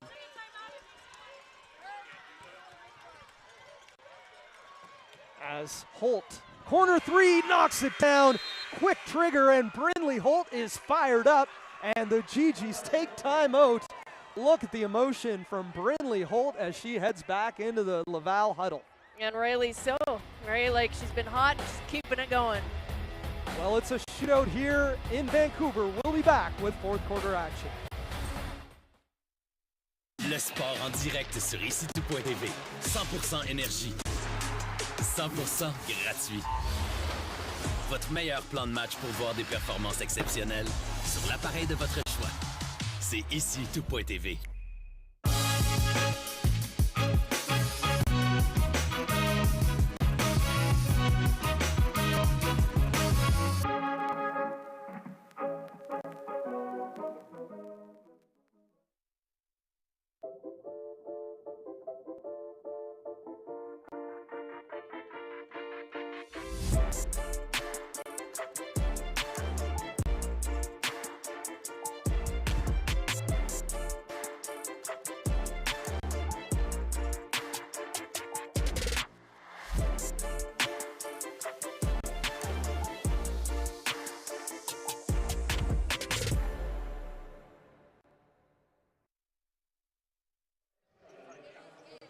Welcome back to live coverage of the 2025 Indochino U Sports Final 8 presented by Victory Creative Group.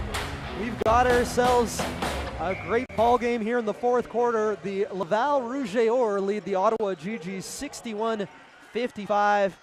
And Katie, we just saw a big time 3-ball by Brynlee Holt. 22 points for her now to lead all scorers. We'll see how Ottawa responds. Yeah, and if you're Ottawa, right, you got to know you can't give her an inch. You got to be living in her pocket. I know they don't actually have pockets out there, but that's how close you got to be. And the breakdown of this quarter so far, still 6-6, right? As Suzokin around the Brideau screen. Shot clock down to 6. Kicks to the corner. Payne. Shot clock is down to 2. Payne, little step back, gets it to go.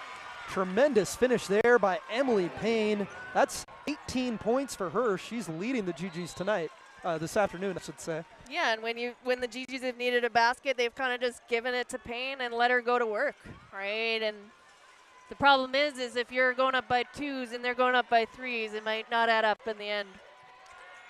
Post touch here for Dumas and turns it over. McCarthy comes away with the interception. Feeds it for Payne, and another huge block by Brindley Holt. 2 hands against the taller Payne. Holt is making an impact on this game on both ends of the court. Yeah, and that's just kind of understanding where you are. You're at a national championship. You can get away with a little bit more contact, right? So go and get it. Why not? Inbound to Payne at the top of the key. Shot clock down to 14. Poked loose momentarily by Dumas. Now Suzokin will get into ball screen action. Great defense there by Baudrey Blas. Suzokin finds some space. Flips it up, no good. Rebounded by Fortin, and here come the Rougeors. And Provo called for a little hand check in the backcourt. I will decide to make no comment on that one. Official Steve Clow, guess where he's from? Uh-oh. Nova Scotia. Ah. I got to credit my Nova Scotians out there. The worst part about that is for Alyssa Provo, that is her 4th foul, so she's going to take a seat for a little bit. The only one kind of in foul trouble there. So we have an inbound here for Verret. Over now for Lejoie. Shot clock down to 10. Verret looking to isolate the left wing. Now they quickly reverse. Lejoie trapped in the corner. And it's going to be Gee-Gees' ball. Nice defense there. I believe it was Bouffard who got a deflection and forces the turnover. Yeah, again, it's going to come back. Who wants to make these plays? Who wants that ball in their hands as we get down to crunch time? It's only a 4-point lead for the Rougeors, so each possession is going to be very important. Suzokin finds Bouffard on the wing. Back for Suzokin. Bordeaux brings the ball screen. Suzokin, little hesitation, kick out. McCarthy, open 3, knocks it down, cuts it to a 1-point ball game. Big time shot by Ali McCarthy. Yeah, and that's what you love to see from Suzokin, of distributing that ball. I'm not having the best shooting night, but that doesn't mean I can't find someone that is. Verret, shot clock down to 10. We're seeing both these teams get deep in the shot clock every possession. You can tell this 4th quarter, it all comes down to this. Both teams are throwing everything at the wall offensively and defensively. It's a coaching chess match right now. Yeah, right. And again, this is a national championship. The nerves are going to start to come in, and you just got to stay focused on the moment if you're an athlete out there. Verret gets it in. 3 seconds on the shot clock. It's going to have to be a prayer, and they're not going to get one off. McCarthy got a block after the whistle for good measure, and the Gee-Gees a chance here to take the lead, trailing by 1 point with 5:06 remaining. Right, basketball's not that complicated. Stops and scores, stops and scores. The Gee-Gees are stepping it up on the defensive end there, of creating, forcing the Rougeors lead into the shot clock and either getting an opportunity, a low quality opportunity, or no opportunity at all. Suzokin pull up, no good. Rebounded by Baudrey Blais, and here comes Verret for the Rougeors. Back for Baudrey Blais. Verret and Baudrey Blais playing catch. Now the post entry for Dumas, and blocked by McCarthy. Weak side help. Huge defensive plays by the Gee-Gees. Suzokin looking to break down her defender. Dumps it off. And unable to finish was Bordeaux. Might have been a little bit of contact there. Again, you got to go up expecting not to get called both ends of the floor here, right? Could have been a foul, wasn't a foul, right? So who's going to go up through it? Verret in ball screen action, gets the switch. Now dishes to the wing. Verret for 3, no good. And it's going to be Gee-Gees' ball heading the other way. 3:58 remaining. Laval clinging on to a 1-point lead, but it's an 11-3 run right now for Ottawa. They were down 58-49. And Ottawa has come storming back to cut it down to a 1-point game. They can take a lead here. All right, and you can see, just calming it down, right? You want to go in your own rhythm, run your sets, run something you're comfortable in. Suzokin, defended by Verret. The All-Canadian drives baseline, gets deep, and is fouled. Verret on her back, and Suzokin will head to the free throw line with a chance to give the Gee-Gees the lead. Yeah, and that was a great play by Suzokin there, and Verret's asking her teammates where was the help side, because ultimately help side did not come over, and Suzokin was able to draw the foul. I really like Suzokin's pace on the drive, throwing in lots of hesitation, head fake action, and able to get to her spots really well. You can see why she's an All-Canadian. I guess we're sticking here. What impresses you about Suzokin, the All-Canadian? Just the resilience. It's really easy if you're having a tough shooting night to kind of give up, but Suzokin has been a main part of their offense throughout this. Yes, she's only, I have 3 of 15. That was from the end of the mid of the fourth quarter there, but she's kind of stuck with it and finding ways to now create, and she wants that ball in her hands. She's a fifth-year guard. This has been her only opportunity to be at a national championship, and she is making the most of it. Absolutely, and the Ottawa Gee-Gees, the number 2 seed coming into this tournament, OUA champs. Their last appearance in nationals was 2019. So yeah, this would be, I was just kind of trying to do some math. COVID years messes all that up. I don't know how old fifth years are anymore. Yeah, I don't know either, and it's also tough. This is a very tough matchup. Laval comes in as the 7th seed, but they were ranked number 1 for the majority of the year, and I think they only lost twice this year at all. So. And Laval won the bronze last year at nationals, so a lot of these players have this big game national experience. And Brynlee Holt checking back in. She has been tremendous on both ends, but it is Suzokin with a chance to tie it up, and she gets the roll. 61-61, 3:39 remaining. Buckle up, folks. We're going to have a finish here at UBC. Yeah, very exciting. Again, who's going to step up? Both these teams spread the ball so well. But Suzokin misses the second. Just 2 of 6 from the free throw line today. She's typically a 78% shooter from the charity stripe. Holt drives, takes a bump, doesn't get it to go, but no, rebound stripped away by Payne. A lot of contact, both on the attempt and the rebound, but hey, it's the fourth quarter of a national quarterfinal. Can't expect anything. Right, and it's great because it just lets the players decide this game. The last thing you want is someone getting in foul trouble. Bodies hitting the floor, looking like a rugby scrum out there. Holt fought about a heat check. Now, Dumas nowhere to go with it. Finally gets it to Verret. Shot clock down to 8. Elia Sophie Verret drives left, dumps it off for Dumas, and she puts it up and in. Big time playmaking there by number 4 Verret. Yeah, and another one that's been having a tough shooting night, but still able to penetrate and create for her Rouge or teammates. And Brynlee Holt with a defensive play, and that's going to be Rouge or ball.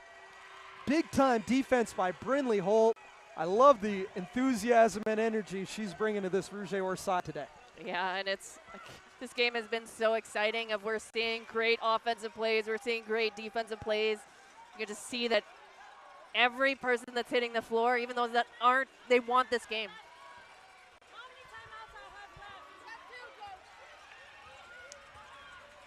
As might have picked that up, Ottawa's coach, Rosanne Joly, asking about the timeout situation as there Verret, no good on the layup attempt. 2-point game. Suzokin. 10 seconds on the shot clock, just over 2 minutes remaining in the fourth quarter of the national quarterfinal. Suzokin weaving through defenders, kicks it out for Bouffard, and great extra pass for the finish by Emily Payne. Yeah, and that's, you're getting down on the shot clock. It's easy to force up a tough shot, but was patient, able to penetrate that key and find a wide open. 63-63, 1:45 remaining in the fourth quarter. This is Verret. Leaves it for Holt. She looks to get downhill, well defended. 3-point attempt, no good. Bit of a force there by Lajoie, but Ottawa's defense blew up that initial action. And Suzokin is going to hold here.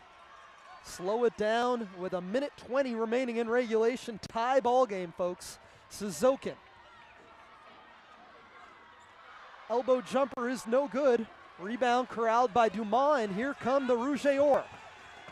Holt attacks the closeout, kicks to the corner, 3-ball, no good. Rebounded by Bouffard. She gets it over for Suzokin. Under a minute remaining. 63-63. Suzokin defended by Verret. Over for Bouffard. Now for Rideau. Back for Suzokin. Shot clock down to 4. They're not going to get a shot off. Violation before the shots. And that's a tough one right there. I feel like I've been saying it all game. I'm repeating myself of who's going to step up in these big moments, right? We've got a 63-63 tied ball game with 39 seconds left. Of who wants to take that shot? Who's got that confidence that they've put in the work all year round, all the past years, right? And that this is their moment and they want to make the most of it, make the best of it.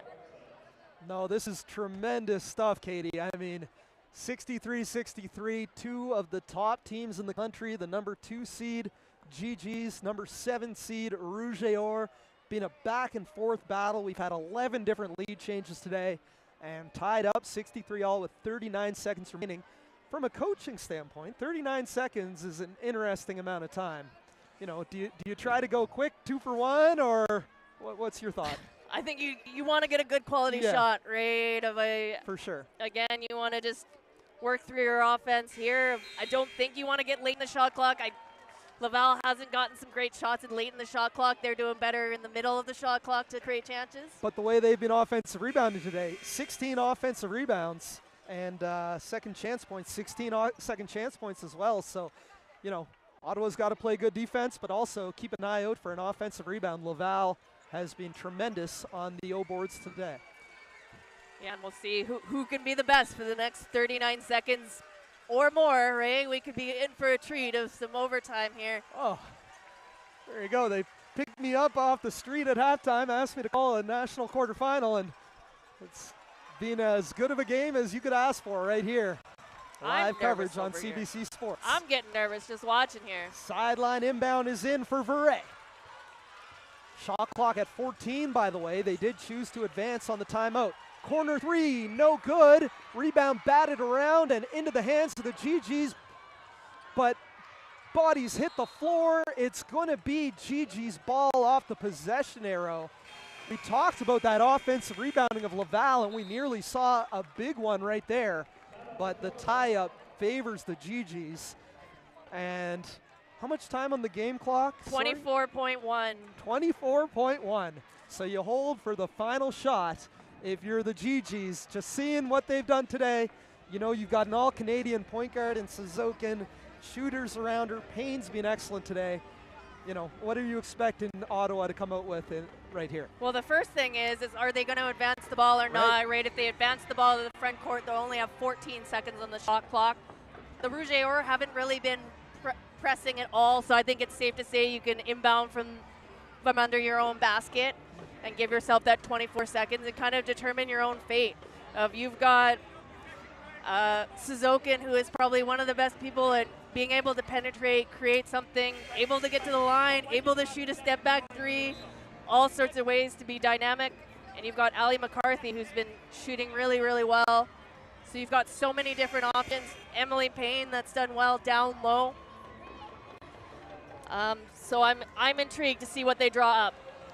U Sports basketball, you gotta love it. 63-63.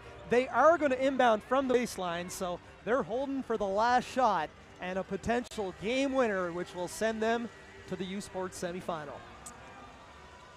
Yeah, and I don't think you could ask for a better game, a better moment of this is why you play, right? This is why you play. It's Natsuki Suzokin, the all-Canadian, defended at the top of the key by Baudrey Blas.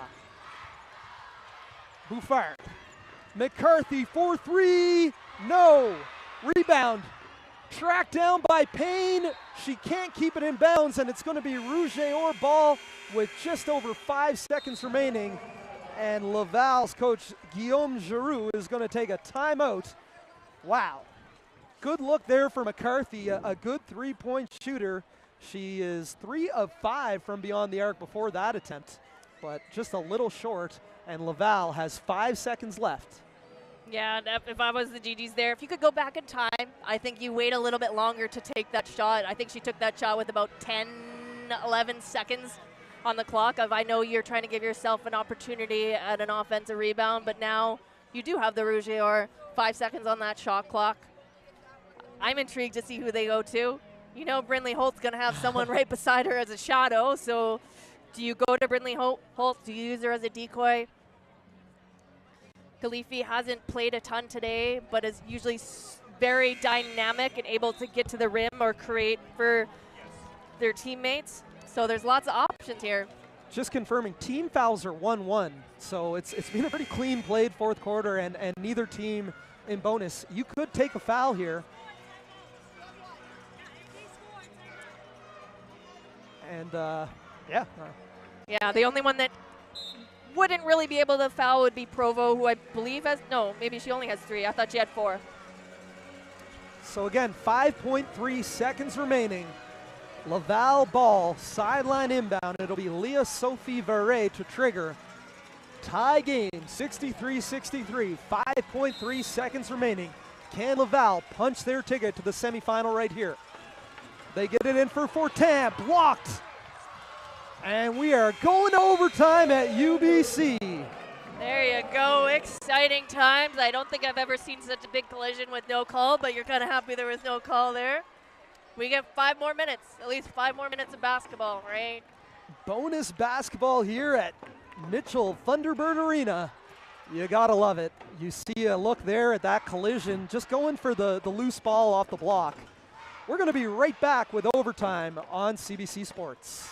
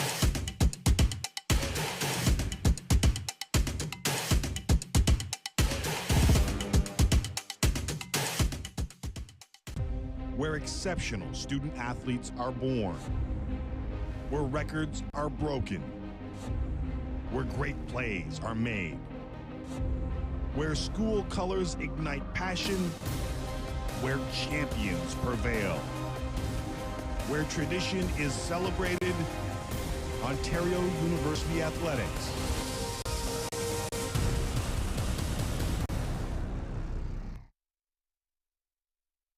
This is a call to empower, to unite, and to celebrate the bold in all their glory.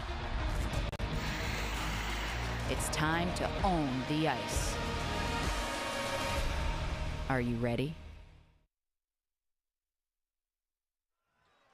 Welcome back to live coverage of the Indochino U Sports Final 8. We've got overtime here, 63-63 in the first quarterfinal on the women's side between the Laval Rouge and Ottawa Gee-Gees. We've seen a very back and forth game throughout this entire game. And scoring there, Jennifer Louis her first basket of the game, and it couldn't come at a better time to open the scoring here in overtime and put the Rouge et Or up 2. And that's just Laval in a nutshell of they're such a dynamic team. They are all about team of anyone at any time can score a basket and step up when needed. McCarthy comes up empty on the drive. Here is Brinley Holt. She's been the catalyst today for Laval, 22 points off the bench. Drive there by Khalifi. Her shooting woes continue. 3-ball from Baudrey Blais, no good, but another offensive rebound for the Rouge et Or. Tied up, it's going to be Gee-Gees basketball. Yeah, and number 11, Dumont, has had a very quiet but efficient game for the Rouge et Or. Double-double. Yeah, double-double, 14 points and 11 rebounds, 4 of them offensive. That was another one there, and just stepping up when needed for the Rouge et Or. On 70% shooting, a steal and a block. That is excellent production by Rosemary Dumont, the fourth-year forward out of Quebec City. Here is Bouffard. Over now for Suzokin. She'll drive middle, floats it up with the left, no good. Suzokin now 3 of 19 from the floor. Holt, pull up 3. No good. Bit of a heat check there for Brinley Holt. Had a good look in transition. Best look she's had the whole second half. Yeah, the whole time as she was coming over a half, I was wondering if she was going to pull up. So Ottawa will look to tie it up here with, or potentially take the lead with a 3. 3:30 remaining in overtime. Suzokin, defended by Baudrey Blais. Here is Bouffard. Now Payne, looking for the post entry. Cut off by Dumont. 3-ball is up for Bouffard, and she knocks it down, and the Gee-Gees take a 1-point lead. Sophie Ann Bouffard with a clutch triple. And this is what you gotta love about U Sports basketball, right? Is so many players stepping up when their team needs them. Khalifi to the corner, Holt to respond off the side of the backboard. Holt gets her own rebound, but throws it away. Suzokin with the steal, and she is going to slow it down. The floor general all-Canadian for the Gee-Gees. Suzokin finds some space, flips it up. I believe it was blocked by Dumont, and it'll be a baseline inbound here with 12 on the shot clock, 2:39 remaining in overtime. Gee-Gees lead by 1. Suzokin to trigger the baseline inbound. Gets it in for Provo. Contact, no whistle. It will remain Gee-Gees ball. 8 seconds on the shot clock, 2:35 in the quarter.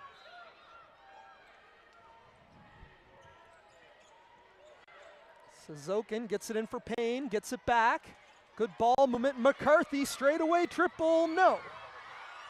Rebound batted around and recovered by Payne, and the Gee-Gees get a fresh 14. Suzokin slowing it down. She'll drive left, scoops it up, no. Payne on the follow, no.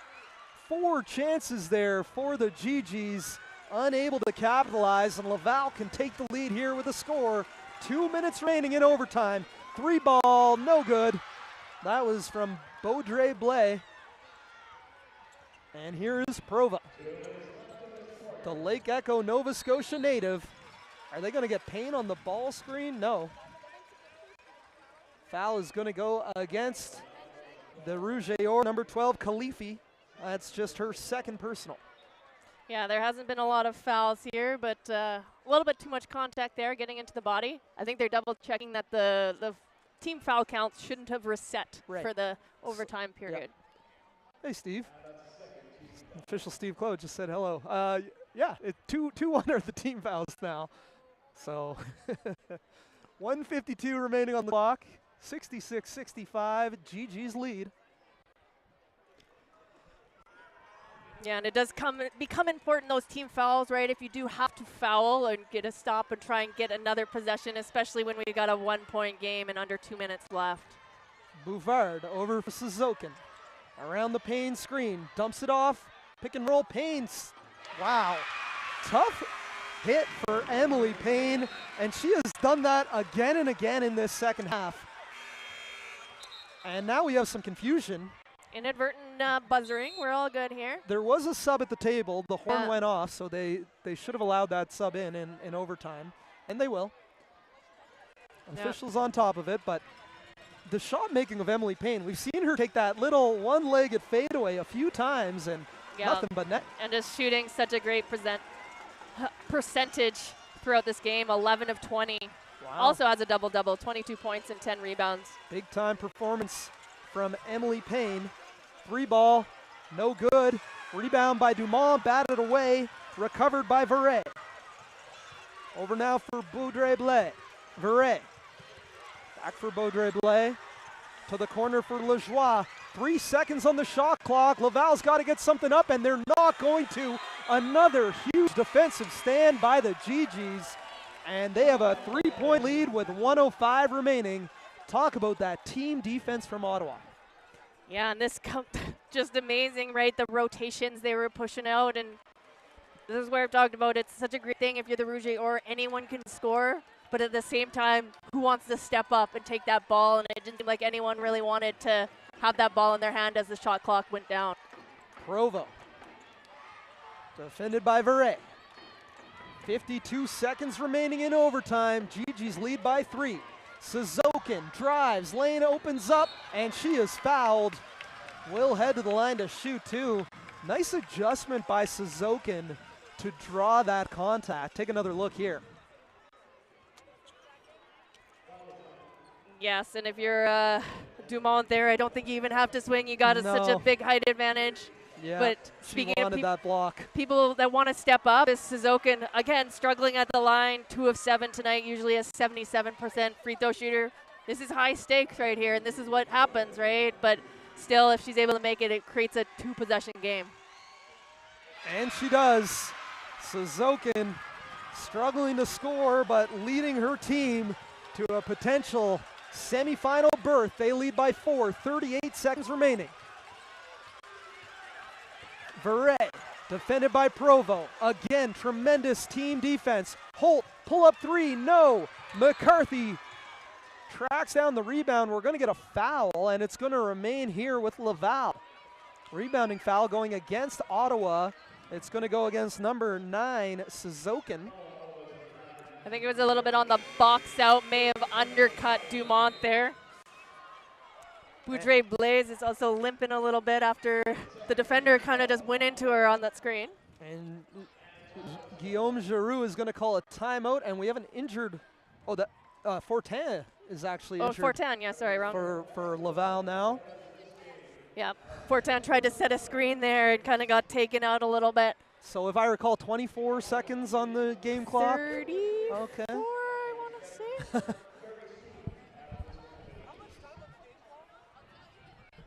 Yeah, so I think we've got at least two possessions worth of time going here. And 26 seconds on the game clock, 14 on the shot clock, 4-point ball game. So if you're Laval, quick hitter, and then do you get in the foul game? Or I'm sure that's what Coach Guillaume Giroux is talking about right now. Are they going to come out in a press and try to force a turnover? I think you have to, right? Yeah. If you don't foul, if you don't go for the steals, you're kind of time's going to run out on you. But anytime you're in this situation, especially, again, if you're getting in a basket here, even if you're not, your 1-possession, 2-possession game, you go for the steal first, right? You try and strip it cleanly. It's got to start here on offense. 26.2 seconds. Laval trails by 4. Shot clock at 14, but they'll want to get a quick one here. Who's going to step up here for Laval? They get it in for Lajoie. She flings it up, and she's fouled. Oh, my. Good awareness by Lajoie, knowing the contact was coming, and she gets her chance for 2 shots to cut this to a single possession game, and that took just 1.6 seconds off the clock. Lajoie gets the first to rattle home. She's a 54% free throw shooter, attempted just 13 free throws all season. But stepping up big right there. Makes both. 24 seconds remaining. 0.6 difference, game and shot clock. Suzokin gets it over half, and they've got a trap. She's right at half court. You got to foul. They can't play this out. And now they'll foul. And they foul Suzokin, who has struggled today from the free throw line. But are you surprised how much time they let? Now, it nearly was a back over, but I'm a little surprised how much time they let run off the clock. We have 8.8 seconds remaining. Yeah, and you had 24, just over 24, and you knew you had to foul at some point. Since it was in the backcourt, you could try and force the 8-second violation. When that doesn't happen, though, you almost have to go into foul, give yourself a chance. Because you think about it, you had to foul twice to get them even to bonus. Anything can happen on this sideline out of bounds. You know it's going to foul, but if you're Ottawa, who do you want to shoot these free throws? Well, I mean, Sissoko has struggled from the line. And so that is the 4th team foul. So Laval has to foul one more time. Yeah, one more time. So I think also free throw shooters on the year. Ali McCarthy is almost a 90% free throw shooter. And also is a big target, 6 feet, right? I think that's probably going to be your number one. Sissoko usually shoots 77% on the year. I know she's struggled, but big time is for these big time players. She's a first team youth sports all Canadian for a reason, right? So I think you're comfortable. Again, what's happened in the past is in the past, right? All that matters is the next 9 seconds or whatever we got here. 8.8. Absolutely.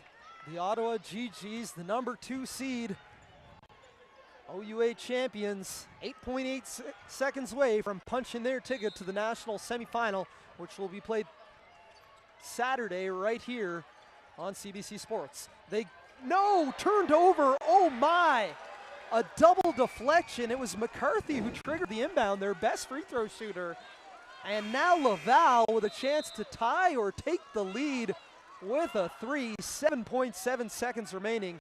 I can't believe this, Katie. I know, What a game. I know, yeah. So, oh my, Brindley Holt will trigger the inbound. Buckle up, folks. We just let this happen here. Rouge et Or, it's Khalifi, their captain, gets to the bucket and comes up short. McCarthy, rebound fouled. There is time remaining. And some pushing after the whistle. We're going to have to wait to see what the officials say. Khalifi had a great look at a lefty layup, put it up short. McCarthy tracked down the rebound and was immediately tackled to the ground by Brindley Holt. Ultimately, I don't think it's truly going to matter here. I don't think there will be a ton of time, maybe a second. We take another look here as Holt jumps on the basketball. Comes up laughing. So 0.4 seconds. Ali McCarthy, 90% from the line. The Grand Falls, New Brunswick native makes it a 3-point ball game. And really, you can't go wrong. You make this, it's a 4-point game. You miss it, there's really not an opportunity to get a shot up, unfortunately, for Laval and their amazing season. 18 points for Ali McCarthy, and the Ottawa Gee-Gees are headed to the national semifinal. What a game, Katie. Oh my goodness. Yeah, I don't think we could have had a better showing of youth sports basketball. It was back and forth. So many different players stepped up today when their team needed them, right? And that's the amazing part of these national championships, is getting to see this. An overtime thriller. It's the Ottawa Gee-Gees who will move on to Saturday's semifinal with a 71-67 win. 71-67 our final score. McCarthy did hit that final free throw. As we stay tuned here for the announcement of the player of the game and a post-game interview. But a reminder, don't go too far. If you're an Ottawa basketball fan, we've got a special treat coming up. The top seed Gee-Gees take on the Concordia Stingers in the men's quarterfinal right here on CBC Sports. As you see Gee-Gees men's players congratulating the women's players. What a day for fans of Ottawa basketball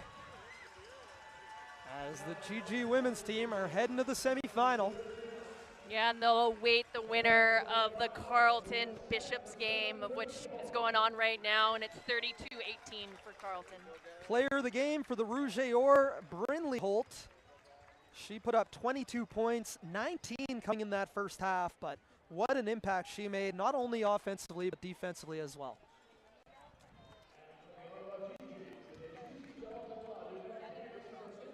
And for the Ottawa Gee-Gees, a big, efficient double-double, 22 and 10 for Emily Payne. Played over 40 minutes today, as did McCarthy, as did Suzuki. They left it all on the line here and earned their trip to the semifinal. And the great thing is they earned an extra day off too, right? That's the semifinals aren't until Saturday, so yeah, as much as their legs are probably tired, they flush them out, get ready, and start preparing for Saturday. All right, we'll take a final look at our Wilson's final stats here, brought to you by Wilson, makers of the official U Sports basketball. I mean, look at those three-point numbers. That's what really jumps off the page. Yeah, for Laval, 74 combined threes. Yeah, and for Laval, you shot 48 of your 66 shots from the three-point line. But ultimately, the Gee-Gees got 12 more opportunities at the hoop, right? And I think that came down to turnovers. I think the Rouge had 21 turnovers, and the Gee-Gees had 11. And we saw some of those crucial tournaments down the stretch in overtime with those shot clock violations, right? Forcing up tough opportunities.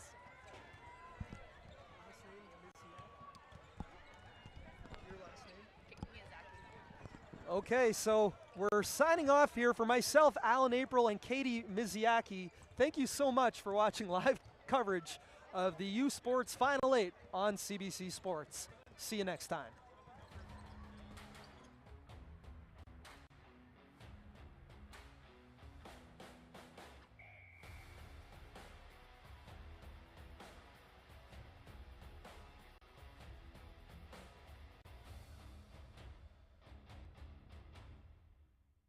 Sports on CBC. Une présentation du gouvernement du Canada, the Government of Canada, Nike, Fox 40, Thunderbird Medical Supplies, Les Bag Baron Rings, BioSteel, Wilson, APAR, and by Indochino.